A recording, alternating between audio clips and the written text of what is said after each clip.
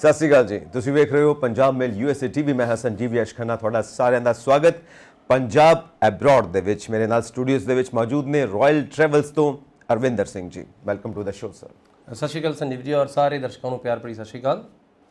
ਸੋ ਸਾਡੇ ਦਰਸ਼ਕ ਇਹ ਜਾਣਨਾ ਚਾਹੁੰਦੇ ਨੇ ਕਿ ਅਮਰੀਕਾ ਦਾ ਕੀ ਬਣਿਆ, ਅਪਾਇੰਟਮੈਂਟਸ ਦੀਆਂ ਡੇਟਸ ਦਾ ਕੀ ਬਣਿਆ, ਕਦੋਂ ਤੱਕ ਅਸੀਂ ਅਮਰੀਕਾ ਪਹੁੰਚਾਂਗੇ, ਕਿਉਂਕਿ ਕਾਫੀ ਜ਼ਿਆਦਾ ਕਨਫਿਊਜ਼ਨਸ ਨੇ। ਸੋ ਕਲੈਰਿਟੀ ਤੁਹਾਡੇ ਕੋਲੋਂ ਚਾਹੀਦੀ ਹੈ ਸਾਨੂੰ।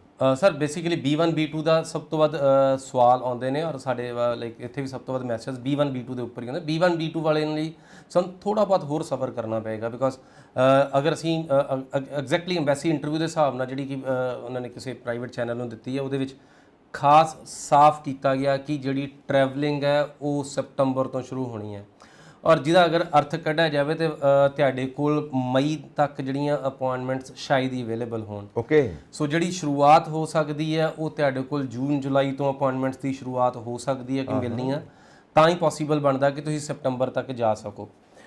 ਲਾਸਟ ਵੀਕ ਦੀਆਂ ਸਟੂਡੈਂਟ ਅਪਾਇੰਟਮੈਂਟਸ ਨੂੰ ਵੀ ਬ੍ਰੇਕ ਲੱਗੀ ਹੈ, ਬਟ ਤੁਸੀਂ ਵੇਖੋਗੇ ਨੈਕਸਟ ਵੀਕ ਤੋਂ ਉਹ ਓਪਨ ਹੋ ਜਾਣਗੀਆਂ, ਬਿਕੋਜ਼ ਸਟੂਡੈਂਟ ਅਪਾਇੰਟਮੈਂਟਸ ਬਹੁਤ ਜ਼ਿਆਦਾ ਦੇਰ ਨਹੀਂ ਰੁਕਦੀਆਂ ਹੁੰਦੀਆਂ। ਸਟੂਡੈਂਟ ਅਪਾਇੰਟਮੈਂਟਸ F1 ਦੀਆਂ, M1 ਦੀਆਂ, J1 ਦੀਆਂ ਤਕਰੀਬਨ ਸਾਰੀਆਂ ਅਪਾਇੰਟਮੈਂਟਸ ਜਿਹੜੀਆਂ ਨੇ ਇਹ ਅਸੀਂ ਵੇਖਿਆ ਸੀ ਕਿ ਲੋਕਡਾਊਨ ਦੇ ਵਿੱਚ ਵੀ ਨਹੀਂ ਰੁਕੀਆਂ ਸੀ, ਉਹਦੇ ਵਿੱਚ ਵੀ ਔਨ ਐਂਡ ਆਫ ਮਿਲਦੀਆਂ ਰਹੀਆਂ।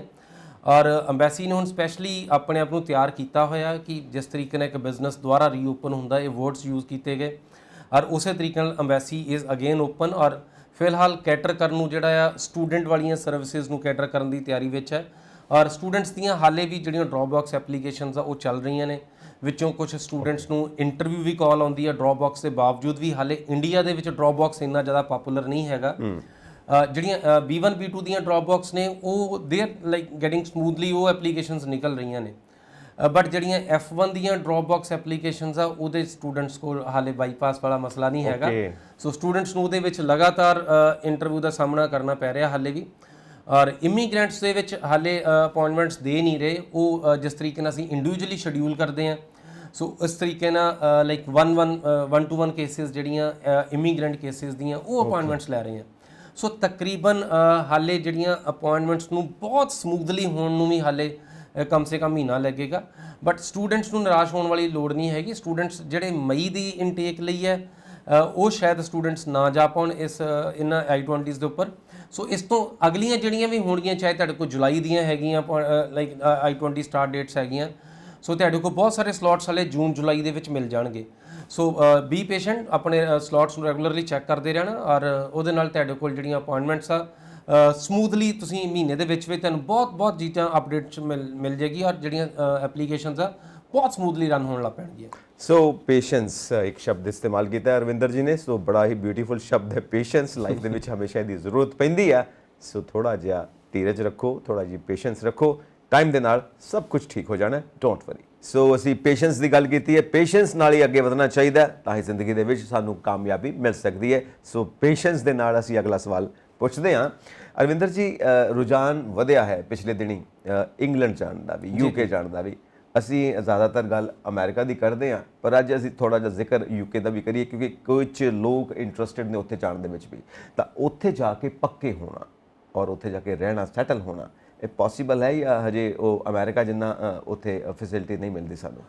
ਸੰਦੀਪ ਜੀ, ਯੈਸ, ਪਿਛਲੇ ਲਾਈਕ 2011 ਦਾ UK ਵੀਜ਼ਾ ਸਟੂਡੈਂਟਸ ਦਾ ਬੰਦ ਹੋਇਆ ਸੀ, ਟੀਅਰ 4 ਕੈਟਾਗਰੀ ਹੈ ਇਹ, ਔਰ 2019 ਦੇ ਲਾਈਕ ਲੇਟ ਐਂਡ ਤੇ ਬਿਲਕੁਲ ਜਾ ਕੇ ਇਹ ਸ਼ੁਰੂਆਤ ਹੋਈ ਇਹਦੀ। ਔਰ ਬਹੁਤ ਕੋਵਿਡ ਤੋਂ ਪ੍ਰੀ ਕੋਵਿਡ ਵੀ ਥੋੜਾ ਸਮਾਂ ਸੀਗਾ, ਪਰ UK ਨੇ ਵੀਜ਼ਾ ਲਾਈਕ ਆਲਮੋਸਟ 10 ਸਾਲ ਬਾਅਦ ਗ੍ਰਾਂਟ ਕਰਨੇ ਸ਼ੁਰੂ ਕੀਤੇ। ਓਕੇ, ਔਰ UK ਬਹੁਤ ਲੁਕਰੇਟਿਵ ਬਣਾ ਕੇ ਲੈ ਕੇ ਆਇਆ, ਬਿਕੋਜ਼ 31 ਦਸੰਬਰ 2020 ਨੂੰ ਇਹ ਬ੍ਰੈਗਜ਼ਿਟ ਹੋਇਆ, ਬ੍ਰੇਕਅਪ ਹੋਇਆ ਯੂਰਪੀਅਨ ਯੂਨੀਅਨ ਤੋਂ, ਔਰ 1 ਜਨਵਰੀ 2020 ਤੇ ਇਹ ਇੱਕ ਯੂਰਪੀਅਨ ਯੂਨੀਅਨ ਤੋਂ ਬਾਹਰ ਆ ਕੇ ਇਹਨੇ ਨਾਲ ਹੀ ਇਮੀਗ੍ਰੇਸ਼ਨ ਦੇ ਲਾਜ਼ ਚੇਂਜ ਕਰਤੇ। ਸੋ ਪੁਆਇੰਟ ਬੇਸਡ ਇਮੀਗ੍ਰੇਸ਼ਨ ਪਾਲਿਸੀ ਨਵੀਂ ਬਣ ਗਈ। ਸੋ ਹੁਣ ਪੁਆਇੰਟਾਂ ਦੇ ਆਧਾਰ ਦੇ ਉੱਪਰ ਸੈਟਲਮੈਂਟ ਦੀਆਂ, ਜਿੱਦਾਂ ਸਾਡੇ ਕੋਲ ਕੈਨੇਡਾ ਦੇ ਵਿੱਚ ਹੈ, ਜਿੱਦਾਂ ਆਸਟ੍ਰੇਲੀਆ ਦੇ ਵਿੱਚ ਹੈ, ਸੇਮ ਤਰੀਕੇ ਨਾਲ UK ਦੇ ਵਿੱਚ ਹੁਣ PR ਦੀ ਪੋਸੀਬਿਲਿਟੀਜ਼ ਹੋਣ ਲੱਗ ਪਈ। ਔਰ UK in terms of making money ਇੱਕ ਚੰਗਾ ਮੁਲਕ ਆ, ਔਰ ਸਾਡੀ ਆਲਮੋਸਟ ਚੌਥੀ ਪੀੜ੍ਹੀ, 4th ਜਨਰੇਸ਼ਨ ਹੈ ਸਾਡੀ ਜਿਹੜੀ ਇਸ ਟਾਈਮ ਇੰਗਲੈਂਡ ਦੇ ਵਿੱਚ। ਔਰ ਸਾਡੇ ਸਭ ਤੋਂ ਪਹਿਲਾਂ ਅਗਰ ਕਿਸੇ ਮੁਲਕ ਦਾ ਪੰਜਾਬੀਆਂ ਨੇ ਰੁੱਖ ਕੀਤਾ ਸੀ ਤਾਂ ਵਲਾਇਤ, ਅਸੀਂ ਹਮੇਸ਼ਾ ਵਲਾਇਤ ਬੋਲਦੇ ਹਾਂ, ਵਲਾਇਤ ਜਾਣਾ, ਤਾਂ ਵਲਾਇਤ ਬੇਸਿਕਲੀ UK ਦੀ ਕਹਾਣੀ ਸੀਗੀ ਕਿ UK ਤੋਂ ਸਾਡੀ ਸ਼ੁਰੂਆਤ ਹੋਈ, ਜਿਹੜੇ ਸਾਡੇ ਸਭ ਤੋਂ ਵੱਧ ਜਿਹੜੇ ਪੁਰਖੇ ਬਾਹਰ ਜਾਣ ਦੀ ਗੱਲ ਕਰਨ ਲੱਗੇ ਔਰ ਬਾਹਰ ਜਾ ਕੇ ਜਿਹਨੂੰ ਅਸੀਂ ਕਹਿੰਦੇ ਕਿ ਪ੍ਰੋਸਪੈਰਿਟੀ ਅਸੀਂ ਵੇਖੀ ਤਾਂ ਉਹ ਇਸੇ ਧਰਤੀ ਤੋਂ ਹੀ ਵੇਖੀ।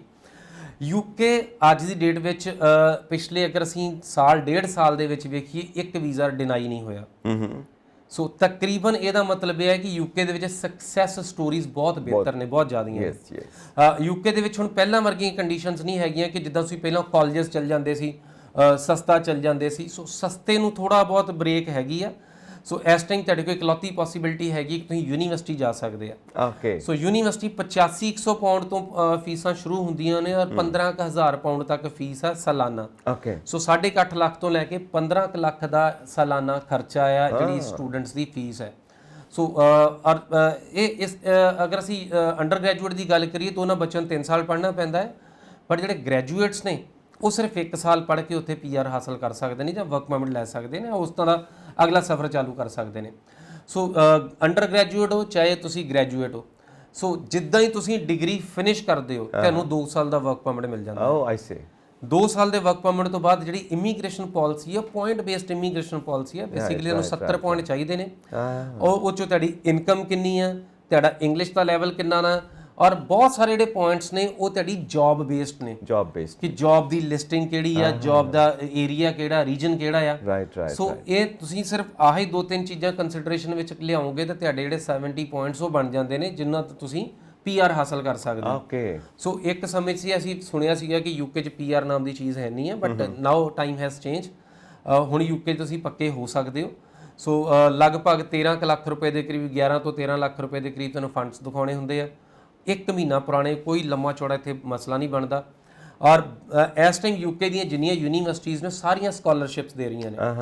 ਸੋ ਸਕਾਲਰਸ਼ਿਪਸ ਦੇ ਵਿੱਚ ਵੀ ਕੋਈ ਯੂਨੀਵਰਸਿਟੀ 4-5 ਲੱਖ ਤੱਕ ਦੀਆਂ ਸਕਾਲਰਸ਼ਿਪਸ ਦੇ ਦਿੰਦੀਆਂ, ਨਹੀਂ ਤਾਂ ਲੱਖ ਰੁਪਇਆ ਸਕਾਲਰਸ਼ਿਪ ਤੇ ਮਾੜੀ ਤੋਂ ਮਾੜੀ ਯੂਨੀਵਰਸਿਟੀ ਵੀ ਇਸ ਟਾਈਮ ਦੇ ਦਿੰਦੀ ਹੈ। ਓਕੇ।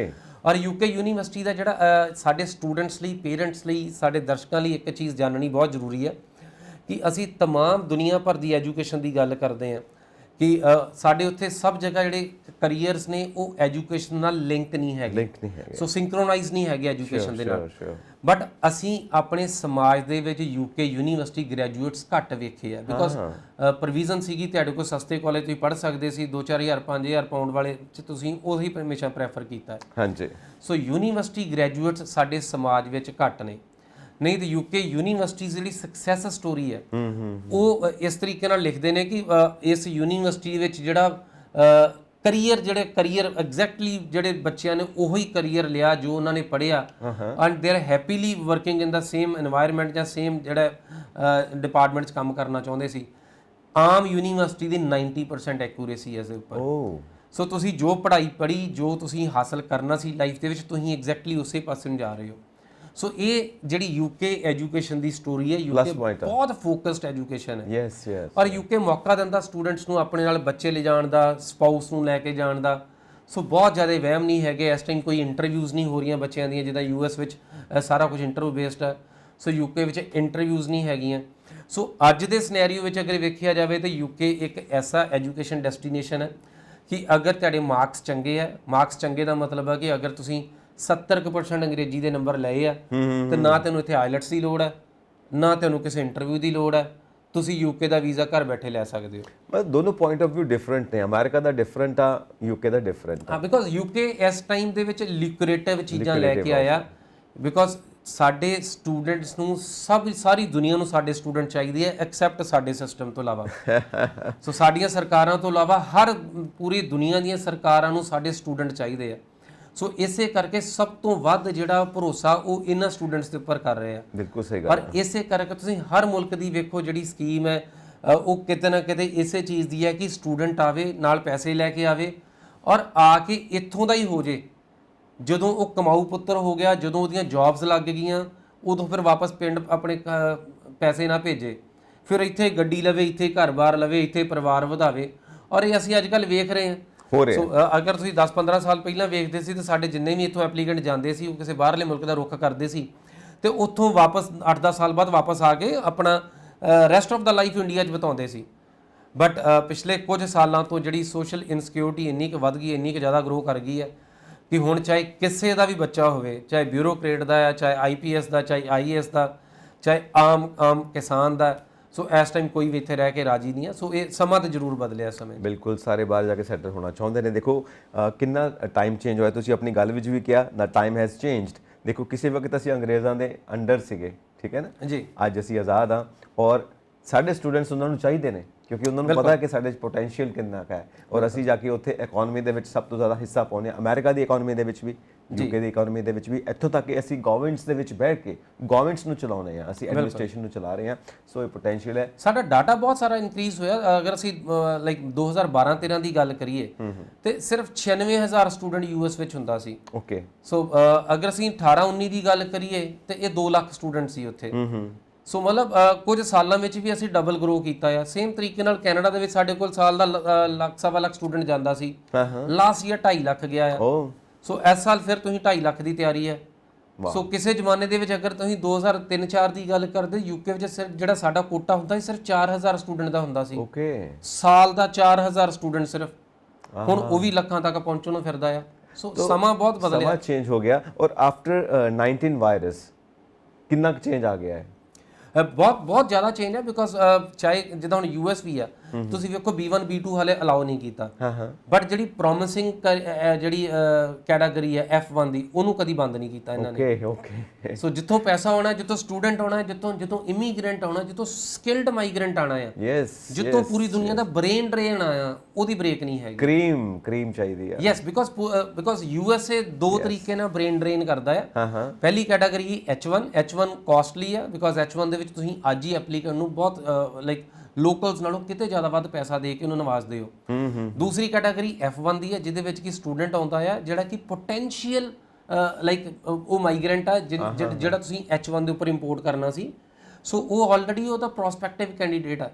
ਓਕੇ। ਸੋ ਉੱਤੋਂ ਉਹ ਆਪਣੇ ਪੈਸੇ ਖਰਚ ਕੇ ਆਪਣੀ ਐਜੂਕੇਸ਼ਨ, ਆਪਣੀ ਲਿਆਕਤ, ਆਪਣੀ ਕੈਪੈਸਿਟੀ, ਆਪਣੀ ਕੈਪੇਬਿਲਿਟੀ ਖੁਦ ਗਰੋ ਕਰ ਰਿਹਾ ਹੈ। ਸੋ ਬਾਏ ਦਾ ਟਾਈਮ ਉਹ ਉਸ ਲੈਵਲ ਤੱਕ ਜਾਏਗਾ, ਉਹ ਅਗੇਨ ਉੱਥੇ ਦਾ ਉੱਥੇ ਹੀ ਹੈ। ਯੈਸ। ਸੋ ਇਸ ਕਰਕੇ ਬ੍ਰੇਨ ਡਰੇਨ ਇਹ 2 ਕੈਟਾਗਰੀਜ਼ ਤੋਂ ਹੈ ਔਰ ਯੂਐਸ ਨੇ ਇਹਨਾਂ ਦੋਨਾਂ ਚੀਜ਼ਾਂ ਨੂੰ ਬਹੁਤ ਕਲੀਅਰਲੀ ਫੋਕਸ ਕੀਤਾ ਹੋਇਆ। ਸੋ ਆਪਾਂ ਆਉਂਦੇ ਹਾਂ ਕਿਉਂਕਿ ਤੁਸੀਂ ਆਪਣੀ ਗੱਲਬਾਤ 'ਚ ਇੱਕ ਚੀਜ਼ ਇਸਤੇਮਾਲ ਕੀਤੀ ਕਿ ਯੂਕੇ ਨੂੰ ਵੀ ਚਾਹੀਦੇ ਨੇ, ਅਮਰੀਕਾ ਨੂੰ ਵੀ ਚਾਹੀਦੇ ਨੇ ਸਾਡੇ ਸਟੂਡੈਂਟਸ, ਕਿਉਂਕਿ ਉਹ ਕੈਪੇਬਲ ਨੇ, ਪਰ ਸਾਡੇ ਸਿਸਟਮ ਨੂੰ ਨਹੀਂ ਚਾਹੀਦੇ, ਇਸ ਕਰਕੇ ਉਹ ਬਾਹਰ ਜਾ ਰਹੇ ਨੇ। ਸੋ ਹੁਣ ਤੇ ਭਗਵੰਤ ਮਾਨ ਵੀ ਕਹਿ ਰਹੇ ਨੇ ਕਿ ਅਸੀਂ ਬਾਹਰ ਨਹੀਂ ਜਾਣ ਦੇਣਾ ਔਰ ਸਭ ਚੇਂਜ ਕਰ ਦੇਣਾ, ਸਾਰੇ ਸਟੂਡੈਂਟਸ ਇੱਥੇ ਹੋਣਗੇ, ਸਾਰੇ ਵਰਕਰਸ ਇੱਥੇ ਹੋਣਗੇ, ਬਾਹਰੋਂ ਵੀ ਸੱਦ ਲੈਣੇ ਨੇ, ਜਿਹੜੇ ਬਾਹਰ ਗਏ ਹੋਏ ਨੇ ਉਹ ਵੀ ਇੰਡੀਆ 'ਚ ਆ ਕੇ, ਭਾਰਤ ਦੇ 'ਚ ਆ ਕੇ ਔਰ ਪੰਜਾਬ 'ਚ ਆ ਕੇ ਦੁਬਾਰਾ ਕੰਮ ਕਰਨਗੇ। ਇੱਥੋਂ ਤੱਕ ਕਿ ਗੋਰੇ ਵੀ ਆਉਣਗੇ, ਸਾਡੇ ਕੋਲੋਂ ਜੌਬ ਮੰਗਣਗੇ। ਸੋ ਇਹ ਸਭ ਕਿੱਦਾਂ ਹੈਂਡਲ ਹੋਏਗਾ? ਡੂ ਯੂ ਥਿੰਕ ਇਟਸ ਬਿਲੀਵੇਬਲ ਔਰ ਐਵੇਂ ਇੱਕ ਖੁਆਬ ਹੈ? ਸਰ ਫਿਲਹਾਲ ਇਹ ਖੁਆਬ ਨੇ, ਬਿਕੋਜ਼ ਤੁਸੀਂ ਵੇਖੋ CM ਸਾਹਿਬ ਦੇ ਖੁਦ ਦੇ ਬੱਚੇ ਬਾਹਰ ਪੜ੍ਹ ਕੇ ਆਏ ਆ। ਮਤਲਬ ਇਹ ਉਹ ਲੋਕ ਨੇ ਜਿਹੜੇ ਹਸਤੀਆਂ ਨੇ ਔਰ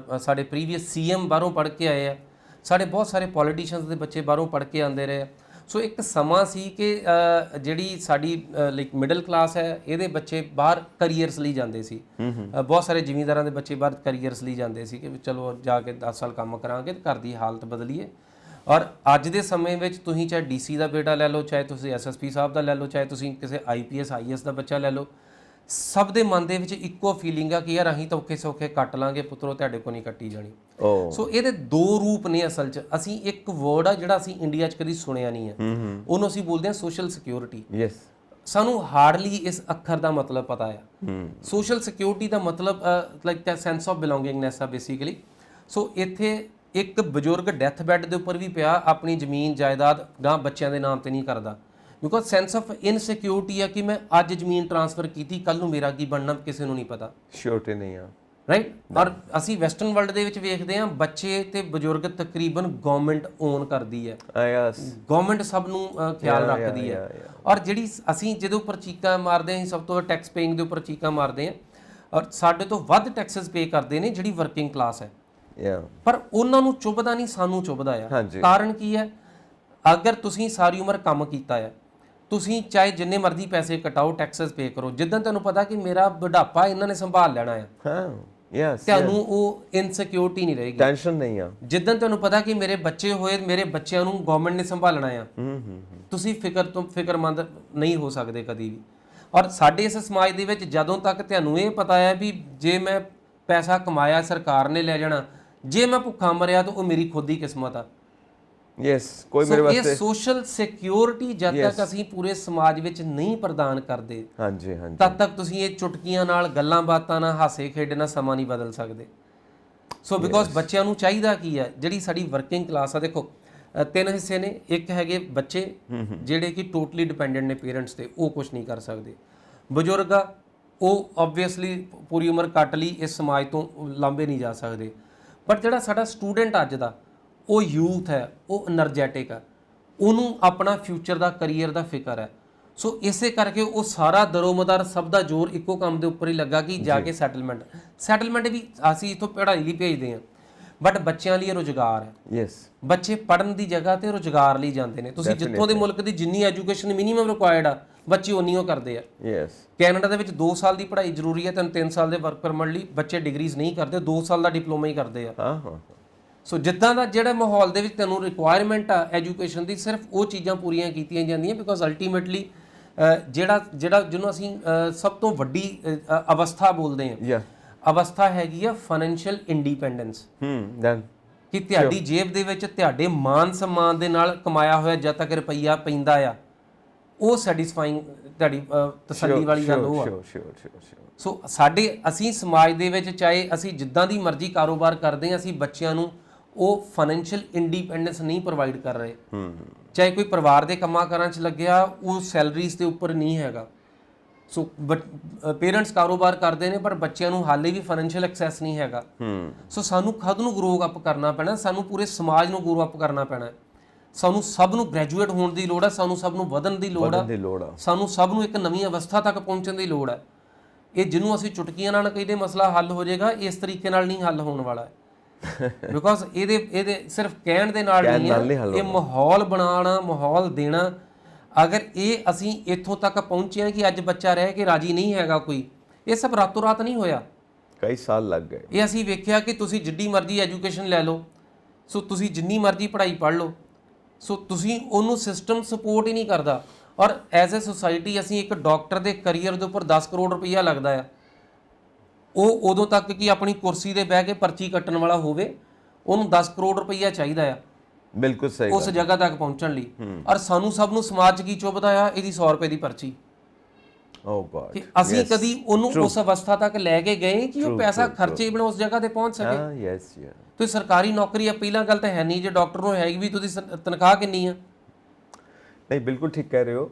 ਇੱਥੇ ਆ ਕੇ ਇੱਕ ਕੁਐਸਚਨ ਹੁੰਦਾ ਕਿ ਜਿਹੜੇ ਅਸੀਂ ਸ਼ੁਰੂ ਤੋਂ ਗੱਲ ਕਰਦੇ ਹਾਂ ਕਿ ਸਾਡੇ ਭਾਰਤ ਦੇ, ਪੰਜਾਬ ਦੇ ਸੰਸਕਾਰ ਆਫ ਕੋਰਸ ਸਾਡੇ 'ਚ ਹੈਗੇ ਨੇ ਔਰ ਬਹੁਤ ਲੋਕ ਉਸ ਨੂੰ ਐਕਸਰਸਾਈਜ਼ ਵੀ ਕਰਦੇ ਨੇ, ਪਰ ਜਿਹੜੀ ਆਹ ਗੱਲ ਹੈ ਨਾ ਕਿ ਬਜ਼ੁਰਗ ਨੂੰ ਸ਼ਿਓਰਿਟੀ ਨਹੀਂ, ਬਜ਼ੁਰਗ ਨੂੰ ਸਿਕਿਉਰਿਟੀ ਨਹੀਂ, ਉਹਨੂੰ ਵਿਸ਼ਵਾਸ ਨਹੀਂ ਕਿ ਜੇ ਮੈਂ ਅੱਜ ਪ੍ਰਾਪਰਟੀ ਟ੍ਰਾਂਸਫਰ ਕਰ ਦਿੱਤੀ ਤੇ ਕੱਲ ਨੂੰ ਇਹਨਾਂ ਨੇ ਮੈਨੂੰ ਪੁੱਛਣਾ ਕਿ ਨਹੀਂ ਪੁੱਛਣਾ। ਜੀ ਬਿਲਕੁਲ ਠੀਕ ਗੱਲ ਕਹਿ ਰਹੇ ਹੋ। ਔਰ ਇਸੇ ਤਰ੍ਹਾਂ ਦੀ ਵੀ ਇਨਸਿਕਿਉਰਿਟੀ, ਸੋਸ਼ਲ ਇਨਸਿਕਿਉਰਿਟੀ ਤਾਂ ਹੈ ਹੀ ਆ, ਐਡਮਿਨਿਸਟ੍ਰੇਸ਼ਨ ਦੇ ਵਿੱਚ ਵੀ ਇਨਸਿਕਿਉਰਿਟੀ ਹੈ। ਇਸ ਕਰਕੇ ਜਿਹੜੇ NRIs ਨੇ ਉਹ 100 ਵਾਰੀ ਕੀ ਲੱਖ ਵਾਰ ਸੋਚਦੇ ਨੇ ਕਿ ਅਸੀਂ ਇਨਵੈਸਟਮੈਂਟ ਕਰੀਏ ਕਿ ਨਾ ਕਰੀਏ ਪੰਜਾਬ ਦੇ। ਜੀ ਇੱਕ ਪੁੱਠਾ ਚੱਲਣ ਹੋਇਆ ਆ ਜਿਹੜਾ ਸਮਰ ਟਾਈਮ ਆ, ਸਮਰ ਟਾਈਮ ਦੇ ਵਿੱਚ ਹਮੇਸ਼ਾ ਸਾਡੀਆਂ ਕਾਰਾਂ ਮਹਿੰਗੀਆਂ ਸੀ, ਹਮੇਸ਼ਾ ਜਿਹੜੀਆਂ ਸੈਕੰਡ ਹੈਂਡ ਕਾਰਾਂ ਦਾ ਬਿਜ਼ਨਸ ਸਭ ਤੋਂ ਵੱਧ ਹੁੰਦਾ ਸੀ, ਸਭ ਤੋਂ ਵੱਧ ਪ੍ਰਾਪਰਟੀਜ਼ ਦੀ ਸੇਲ ਹੁੰਦੀ ਸੀ। ਕਾਰਨ ਕੀ ਸੀ ਕਿ ਤਕਰੀਬਨ ਇਸ ਸਮੇਂ 'ਚ ਬਾਹਰੋਂ ਸਾਰੇ NRIs ਆਉਂਦੇ ਸੀ ਔਰ ਆਸੇ-ਪਾਸੇ ਜੋ ਲੱਗਦਾ, ਜੋ ਵਿਕਣ ਵਾਲਾ, ਇਹਦੇ ਰਾਤੋਂ ਰਾਤ ਪ੍ਰਾਈਸਿਸ ਵੱਧ ਜਾਂਦੇ ਹੁੰਦੇ ਸੀ।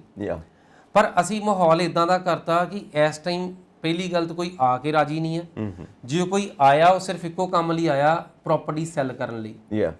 ਸੋ ਅਸੀਂ ਬਾਹਰ ਬੈਠਿਆਂ ਨੂੰ ਇਨਸਿਕਿਉਰ ਕਰਤਾ ਆ। ਇੱਥੋਂ ਵਾਲੇ ਦੀ ਗੱਲ ਛੱਡੋ, ਅਸੀਂ ਮਾਹੌਲ ਇਦਾਂ ਦਾ ਬਣਾਤਾ ਕਿ ਉਹਨਾਂ ਨੂੰ ਇਹ ਫਿਕਰ ਹੋਣ ਲੱਗ ਪਿਆ ਕਿ ਮੇਰਾ ਪਤਾ ਨਹੀਂ ਇੱਥੋਂ ਸਭ ਕੁਝ ਗਵਾਚ ਹੀ ਜਾਣਾ ਆ। ਅੱਗੇ ਬਾਹਰਲੇ ਕੰਮ ਬਾਹਰ ਕਰਦੇ ਸੀ, ਬਟ ਸੈਂਸ ਆਫ ਬਿਲੋਂਗਿੰਗਨੈਸ ਆਪਣੀ ਪੁਰਾਣੀ ਜੱਦੀਆਂ ਜ਼ਮੀਨਾਂ ਨਾਲ, ਆਪਣੇ ਪਰਿਵਾਰਾਂ ਨਾਲ, ਸਭ ਨਾਲ ਇੱਥੇ ਰੱਖਦੇ ਸੀ। ਹੁਣ ਦੇ ਮੇਕ ਸ਼ੋਰ ਕਿ ਇੱਥੋਂ ਕੋਈ ਬੰਦਾ ਰਹਿ ਹੀ ਨਾ ਜਾਵੇ। ਪ੍ਰਾਪਰਟੀਜ਼ ਤੇ ਗੱਲਾਂ ਹੀ ਦੂਰੀਆਂ ਰਹਿ ਗਈਆਂ, ਕਿਉਂਕਿ ਉਹਨਾਂ ਨੂੰ ਡਰ ਰਹਿੰਦਾ ਕਿ ਮੇਰੀ ਪ੍ਰਾਪਰਟੀ ਦੇ ਉੱਤੇ ਕਿਸੇ ਦਾ ਕਬਜ਼ਾ ਨਾ ਹੋ ਜਾਵੇ, ਕੋਈ ਪ੍ਰਾਪਰਟੀ ਦੇ ਨਾਲ ਝਗੜਾ ਨਾ ਹੋ ਜਾਵੇ। ਬਿਲਕੁਲ, ਬਿਕੋਜ਼ ਤੁਸੀਂ ਪੈਰਵੀ ਕਰਨ ਲਈ ਬਾਹਰੋਂ ਆ ਨਹੀਂ ਸਕਦੇ, ਕੋਈ ਝੂਠੇ ਕੇਸ ਨਾ ਹੋ ਜਾਣ, ਕਿਉਂਕਿ ਇਹ ਵੀ ਬਹੁਤ ਮਸਲਾ ਹੈ। ਔਰ ਖੈਰ ਕਾਨੂੰਨ ਹੋਰ ਸਟਰੋਂਗ ਹੋ ਰਹੇ ਨੇ, ਦੇਖੋ ਕੀ ਬਣਦਾ ਹੈ, ਕਿਉਂਕਿ ਸਨ 2010 ਤੋਂ ਬਾਅਦ ਜਿਹੜੇ ਕਾਨੂੰਨ ਨੇ ਉਹਨਾਂ ਨੂੰ ਰਿਵਾਈਜ਼ ਕੀਤਾ ਜਾ ਰਿਹਾ, ਦੇਖੋ ਕੀ ਬਣਦਾ ਹੈ। ਸੋ ਮਾਨ ਸਾਹਿਬ ਦੀ ਗੱਲ ਠੀਕ ਹੈ ਸਿਰ ਮੱਥੇ, ਕਿਉਂਕਿ CM ਸਾਹਿਬ ਨੇ ਸਾਡੇ, ਹੋਪਫੁਲੀ ਇੱਦਾਂ ਹੋ ਜਾਏ ਤਾਂ ਬਹੁਤ ਹੀ ਵਧੀਆ। ਪਰ ਗੱਲ ਇੱਕ ਹੈ ਕਿ ਕੋਈ ਪਲੈਨਿੰਗ ਨਹੀਂ, ਕੋਈ ਸਟ੍ਰੈਟਜੀ ਨਹੀਂ, ਕੋਈ ਪਾਲਿਸੀ ਨਹੀਂ, ਸਿਰਫ ਨਾਰਿਆਂ ਦੇ ਨਾਲ। ਤੁਸੀਂ ਬਿਲਕੁਲ ਠੀਕ ਕਹਿ ਰਹੇ ਹੋ, ਕੰਮ ਨਹੀਂ ਚੱਲਣਾ। ਕੰਮ ਕਰਕੇ ਦਿਖਾਉਣਾ ਪੈਣਾ ਹੈ। ਉਹ ਸਾਰੀ ਸਟ੍ਰੈਟਜੀ, ਉਹ ਸਾਰੀ ਪਲੈਨਿੰਗ ਚਾਹੀਦੀ ਹੈ, ਕਿਉਂਕਿ ਪਲੈਨਿੰਗ ਕਮਿਸ਼ਨ ਕਾਹਦੇ ਵਾਸਤੇ ਬੈਠਾ ਹੈ, ਇੰਟੈਲੀਜੈਂਸੀਆ ਕਾਹਦੇ ਵਾਸਤੇ ਬੈਠਾ ਹੈ। ਉਹਨਾਂ ਨਾਲ ਸਲਾਹ ਮਸ਼ਵਰਾ ਕਰੋ, ਕੋਈ ਕਮੇਟੀ ਬਣਾਓ, ਕੋਈ ਗਰੁੱਪ ਬਣਾਓ ਜੋ ਮਿਲ ਕੇ ਡਿਸੀਜਨਸ ਲੈਣ। ਨਹੀਂ, ਸਾਡੀਆਂ ਸਭ ਦੀਆਂ ਉਮੀਦਾਂ ਬਹੁਤ ਨੇ, ਨਵੀਂ ਗਵਰਨਮੈਂਟ ਤੋਂ ਸਭ ਦੀਆਂ ਉਮੀਦਾਂ ਨੇ, ਐਨਆਰਆਈਜ਼ ਬਹੁਤ ਖੁਸ਼ ਨੇ, ਮਤਲਬ ਉਹ ਇਸੇ ਕਰਕੇ ਸਾਰੇ ਸੋਚਦੇ ਨੇ ਕੋਈ ਬਦਲਾਅ ਹੋਏਗਾ। ਬਟ ਬਦਲਾਅ ਜਿੱਦਾਂ ਆਪਾਂ ਚੁਟਕੀਆਂ ਮਾਰ ਕੇ ਸੋਚਦੇ ਇਸ ਤਰੀਕੇ ਨਾਲ ਨਹੀਂ ਹੋਏਗਾ। ਯੂ ਰਾਈਟਲੀ ਸੈਡ ਕਿ you need to plan it, planning, execution, ਇਹ ਸਭ ਕੁਝ ਕਰਨ ਲਈ ਸਮਾਂ ਲੱਗੇਗਾ। ਔਰ ਯੈਸ, ਜਦੋਂ ਸਮਾਂ ਆਏਗਾ ਉਦੋਂ ਵੇਖਾਂਗੇ, ਬਟ ਫਿਲਹਾਲ ਦਾ ਸਮਾਂ ਆ, ਸਟੂਡੈਂਟ ਰੁਕਣ ਵਾਲੇ ਨਹੀਂ ਹੈਗੇ। ਸੋ ਜਿਹੜੀਆਂ ਇਮੀਗ੍ਰੈਂਟਸ ਦੀਆਂ ਜਿਹੜੀਆਂ ਜ਼ਰੂਰਤਾਂ ਨੇ ਉਹ ਬਾਹਰ ਉਸੇ ਤਰੀਕੇ ਨਾਲ ਗਰੋ ਰਹਿਣਗੀਆਂ, ਔਰ ਇਸੇ ਤਰੀਕੇ ਨਾਲ ਇਸ ਮਾਰਕੀਟ ਤੋਂ ਜਿਹੜਾ ਪਲਾਇਨ ਉਹ ਹੁੰਦਾ ਰਹੇਗਾ ਜੀ। ਸੋ ਆਈ ਹੋਪ ਕਿ ਸਾਡੇ ਜੋ ਦਰਸ਼ਕ ਨੇ ਉਹਨਾਂ ਨੂੰ ਆਪਣੀ ਕੁਐਰੀਜ਼ ਦਾ ਜਵਾਬ ਜ਼ਰੂਰ ਮਿਲਿਆ, ਔਰ ਸੋ ਇਨਬਾਕਸ ਦੇ ਵਿੱਚ ਹੋਰ ਕੁਐਰੀਜ਼ ਭੇਜੋ ਤਾਂ ਕਿ ਤੁਹਾਨੂੰ ਤੁਹਾਡੀਆਂ ਉਹਨਾਂ ਸਵਾਲਾਂ ਦਾ ਜਵਾਬ ਦਿੱਤਾ ਜਾ ਸਕੇ। ਸੋ ਅਰਵਿੰਦਰ ਜੀ, ਬਹੁਤ ਬਹੁਤ ਸ਼ੁਕਰੀਆ, ਹਰ ਵਾਰ ਦੀ ਤਰ੍ਹਾਂ ਤੁਸੀਂ ਨੌਲੇਜ ਦਿੱਤੀ, ਐਨਲਾਈਟਨ ਕੀਤਾ ਸਾਡੇ ਦਰਸ਼ਕਾਂ ਨੂੰ। Thank you so much for this wonderful talk. ਬਹੁਤ ਸ਼ੁਕਰੀਆ। ਸੋ ਤੁਹਾਡਾ ਵੀ ਬਹੁਤ ਬਹੁਤ ਸ਼ੁਕਰੀਆ ਕਿ ਤੁਸੀਂ ਇਸ ਤਰ੍ਹਾਂ ਪੰਜਾਬ ਐਬਰੋਡ ਦਾ ਹਿੱਸਾ ਬਣਦੇ ਰਹੋ। ਸੋ ਹੋਰ ਅਪਡੇਟਸ ਦੇ ਲਈ ਵੇਖਦੇ ਰਹੋ ਪੰਜਾਬ ਮੇਲ USA TV। ਸਤਿ ਸ਼੍ਰੀ ਅਕਾਲ ਜੀ।